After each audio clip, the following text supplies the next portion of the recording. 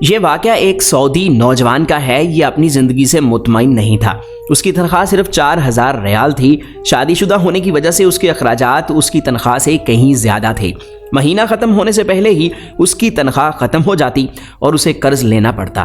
یوں وہ آہستہ آہستہ قرضوں کی دلدل میں ڈوبتا جا رہا تھا اور اس کا یقین بنتا جا رہا تھا کہ اب اس کی زندگی اسی حال میں ہی گزرے گی۔ باوجود یہ کہ اس کی بیوی اس کی مادی حالت کا خیال کرتی، لیکن قرضوں کے بوجھ میں تو سانس لینا بھی دشوار ہوتا ہے۔ ایک دن وہ اپنے دوستوں کی مجلس میں گیا۔ وہاں اس دن ایک ایسا دوست بھی موجود تھا جو صاحب رائے آدمی تھا، اور اس نوجوان کا کہنا تھا کہ میں اپنے اس دوست کے مشوروں کو قدر کی نگاہ سے دیکھتا تھا۔ کہنے لگا کہ میں نے اسے باتوں باتوں میں ہی اپنی کہانی کہہ سنائی اور اپنی مالی مشکلات اس کے سامنے رکھی۔ اس نے میری بات سنی اور کہا کہ میری رائے یہ ہے کہ تم اپنی تنخواہ میں سے کچھ حصہ صدقہ کے لیے مختص کرو۔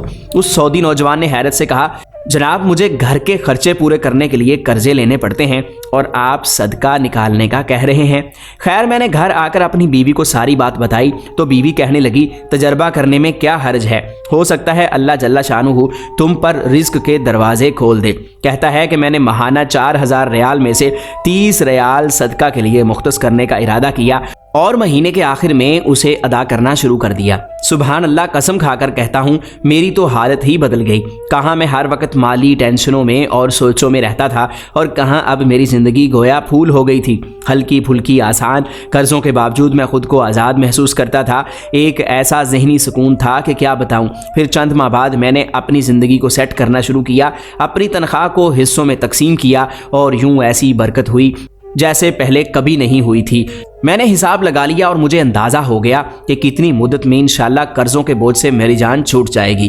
پھر اللہ جل شانہ نے ایک اور راستہ کھولا اور میں نے اپنے ایک عزیز کے ساتھ اس کے پراپرٹی ڈیلنگ کے کام میں حصہ لینا شروع کیا۔ میں جب بھی کسی گاہک کے پاس جاتا وہ مجھے کسی دوسرے تک رہنمائی ضرور کرتا۔ میں یہاں پر بھی وہی عمل دہراتا کہ مجھے جب بھی پروفٹ ملتا میں اس میں سے اللہ کے لیے صدقہ ضرور نکالتا۔ اللہ کی قسم صدقہ کیا ہے کوئی نہیں جانتا سوائے اس کے جس نے اسے آزمایا ہو۔ صدقہ کرو اور صبر سے چلو، اللہ کے فضل سے خیر و برکتیں اپنی آنکھوں سے برستے دیکھو گے۔